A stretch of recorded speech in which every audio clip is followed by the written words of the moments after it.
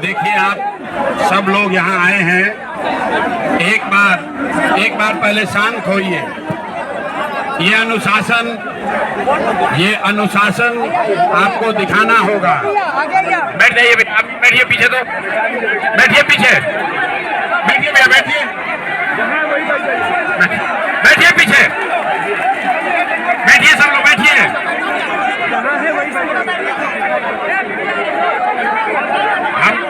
हम आपकी हो गया, छोड़ दो।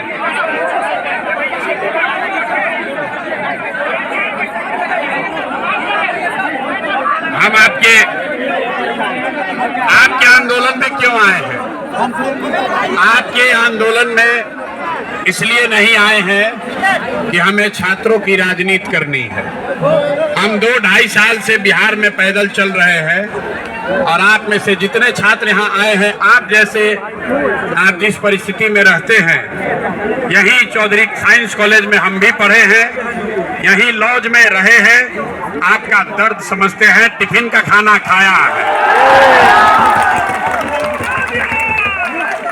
1 बरस नहीं, 3 बरस यही मुसल्लापुर, यही चौधरी टोला, यही महेंद्र घाट, इन्हीं जगह पर रहे हैं, पले हैं, पढ़े हैं, तो आपका दर्द समझते हैं। मुझे ये भी मालूम है कि छात्रों के अलग अलग गुट का नेतृत्व अलग अलग साथी कर रहे हैं और आपस में उनका कंपटीशन भी है, कुछ झगड़ा भी है।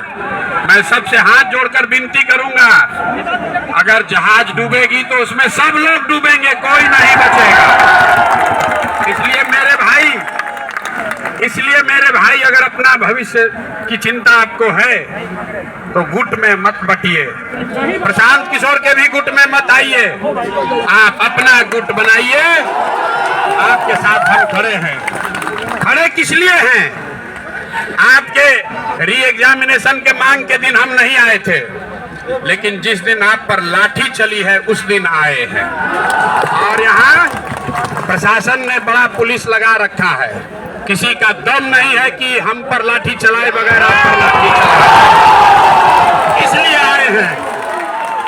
खड़े रहे कि छोड़कर जाएं? आइए जरा, खड़े रहना है कि छोड़ के जाना है? एक दिन यहाँ आकर 2 घंटा नारा लगाने से मामला नहीं सुलटेगा। पिछले 10 बरस में हम भी यहाँ 2015 में एक बार आए थे, लेकिन पिछले 4-5 बरस से परीक्षाओं का ये हालत है।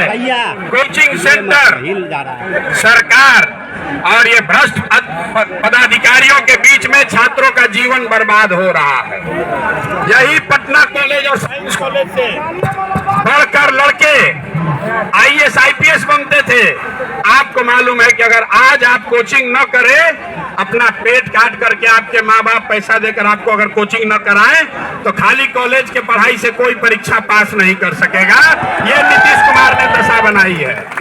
अगर ये लड़ाई लड़नी है तो भैया लंबी लड़ाई के लिए खड़ा होना पड़ेगा। 4 लाख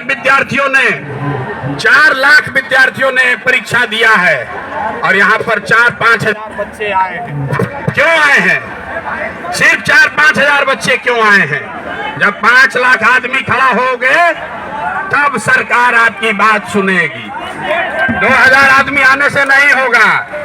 देखिए, गेट बंद है, हम आपको बता रहे हैं। दिल्ली में देखिए किसानों को, नरेंद्र मोदी की सरकार के खिलाफ 1 साल तक बिना पढ़े लिखे किसान खटिया मचिया लगा कर बैठे रहे, तब किसान कानून वापस हुआ। और आप चाहते हैं कि एक दिन आए गांधी मैदान में इनकलाब नारा लगाए, नीतीश कुमार डर जाए।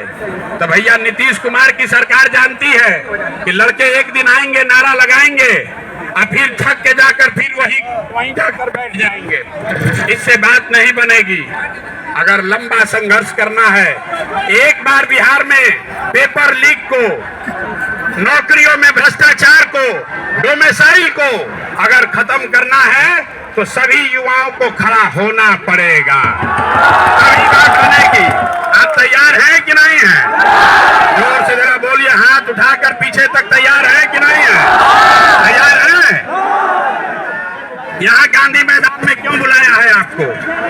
ये जितना नेता है, नेता लोग बंगले में रह रहे हैं।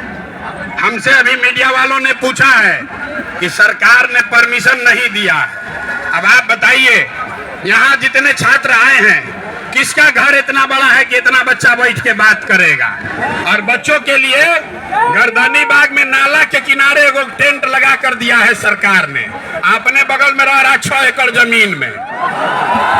गांधी मैदान किसका है? बिहार के लोगों का है, यहाँ के कमिश्नर का नहीं है, यहाँ के सरकार का नहीं है, यहाँ के लोगों का है। और अगर हम लोग शांतिपूर्ण तरीके से बैठ के आपस में बात करने के लिए यहाँ आना चाहते हैं तो किसके परमिशन की जरूरत है? किसी के परमिशन की जरूरत नहीं है भाई, नहीं है ना?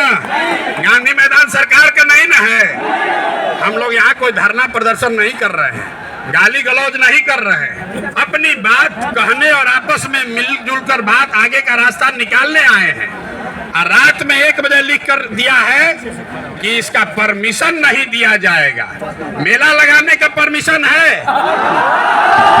नीतीश कुमार यहाँ सरकार का मंत्री फीता काटने आएगा तो परमिशन है। अब बच्चा सब बैठ के बात करना चाहता है तो परमिशन नहीं है। नहीं चलना चाहिए कि नहीं चलना चाहिए? हटना चाहिए ना भाई, हटना चाहिए कि नहीं? जरा आवाज बुलंद कीजिए। तो बगल में यहाँ पर अधिकारी जो है, इनका बंगला है। आप लोग भी डीएम बनना चाहते हैं ना? बहुत लोग बनना चाहते हैं। इनको बताइए, आप भी बन जाइएगा कभी, तो भी अपने छात्रों पर बल प्रयोग करना उचित नहीं है। बल प्रयोग करना उचित नहीं है। इसी चौधरी टोला से और महेंद्रू के लॉज से पढ़कर कितने पूरे भारत में IAS IPS बने हुए हैं। इसलिए यहाँ बल प्रयोग का डर न दिखाएं। हम लोग यहाँ बैठे हैं इसलिए कि आप बताइए कि आगे आप क्या करना चाहते हैं। री एग्जाम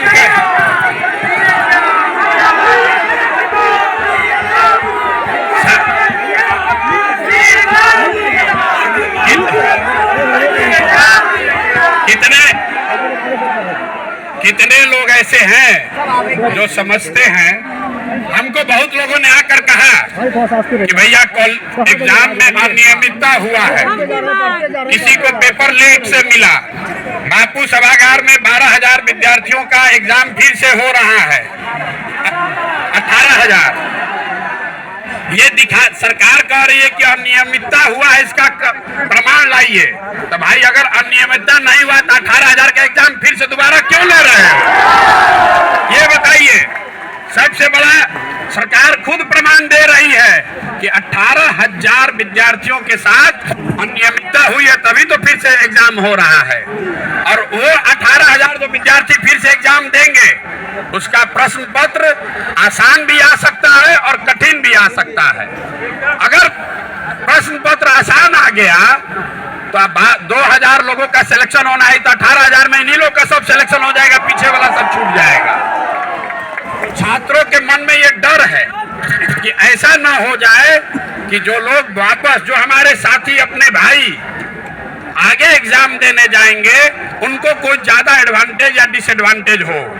तो हम लोग की ये मांग थी कि भाई पहली बात कि जो छात्रों का नेतृत्व है वो आपके बीच से ही 5, 7, 10 लड़के करे, एक कमेटी बनाइए और वो लड़का नेतृत्व करे। जो सबसे बड़ा कोचिंग चलाता है वो नहीं, जो कोचिंग चलाता है वो नहीं, लड़का वो नेतृत्व करे जो अपना घर परिवार छोड़ वहां नाले के किनारे बैठ के 10 दिन से जो बच्चे भूखे प्यासे अनशन पर बैठे हैं, चाहिए कि नहीं करना चाहिए? ना जरा हाथ उठाकर समर्थन दीजिए। आपका नेतृत्व कौन करना चाहिए? जो लड़के अनशन पर बैठे हुए हैं। ये संभव है कि आप अलग अलग दलों के मानने वाले लोग हैं। ये संभव है कि आप अलग अलग व्यक्ति को नेता मानते हो, लेकिन मेरा आपसे अनुरोध है कि एक बार आपके भविष्य के लिए, अपने भविष्य के लिए जिन छात्रों ने कुर्बानी दी है, जो छात्र अनशन पर 10 दिन से बैठे हैं, उनके नेतृत्व में ही इस आगे लड़ाई को लड़ा जाए। ठीक है? पर सहमति छात्र संसद में आप दे रहे हैं तो हाथ उठाकर मीडिया के सामने बताइए। दूसरी बात, मैंने कल जितने कोचिंग चलाने वाले साथी हैं सबको बुलाकर ये उनसे आग्रह किया है कि भाई तुम छोटे हो या बड़े, अगर छात्रों की चिंता है, छात्रों के पैसे से आपका जीवन चलता है, जो नाम आपने कमाया है वो छात्रों के बदौलत कमाया है, तो सब लोग मिलकर इस छात्र मूवमेंट को आप लोग सहयोग कीजिए, इसमें आगे पीछे मत कीजिए। ये ठीक है ना निर्णय? तो मैंने उनको भी आग्रह किया है कि जो छात्र अनशन पर बैठे हैं उसके साथ साथ हर कोचिंग संस्थान छोटा हो या बड़ा वो अपने संस्थान से एक व्यक्ति को नामित कर दे ताकि वो कमेटी में वो भी बैठे, ताकि कोई एक दूसरे के खिलाफ राजनीति न कर सके। अब तीसरी बात मैं आपसे आग्रह पूर्वक कहना चाहता हूं, जो छात्र वहां अनशन पर बैठे हुए हैं, कई लोग बीच में अस्पताल में भी गए, आप क्या चाहते हो वहां बैठे रहें कि उनका अनशन खत्म कराया जाए और एक नई रणनीति आगे सरकार से लड़ने का बनाया जाए?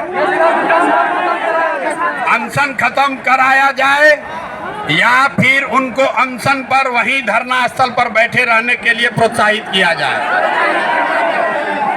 जितने लोग अनशन खत्म करने के पक्ष में है वो हाथ उठाइए। ज्यादातर आदमी यहाँ बता रहे हैं कि अनशन खत्म होना चाहिए, तो एक बार आ रहे हैं, अगर सुन लीजिए, अभी बात खत्म नहीं हुआ यार, अगर अनशन खत्म कीजिएगा तो फिर सरकार पर से दबाव खत्म हो जाएगा, ठीक है? तो आप चाहते हैं कि कोई 7 आदमी अपना जीवन कुर्बान कर दे आपके लिए और आप कुछ न करें, आप बैठे रहे पीछे, ऐसा तो नहीं ना होना चाहिए। तो कोई ऐसी व्यवस्था बननी चाहिए कि आपस में हम लोग 100 विद्यार्थी रोज तय करें कि एक दिन का अनशन हम लोग करेंगे, 100 आदमी कर सकते हैं ना भाई? कर सकते हैं ना? एक दिन दीजिएगा ना? ये तो बात ठीक नहीं है कि 7 बच्चे अपना घर परिवार पढ़ाई छोड़ के अनशन पर बैठे रहें और आप लॉज में बैठ के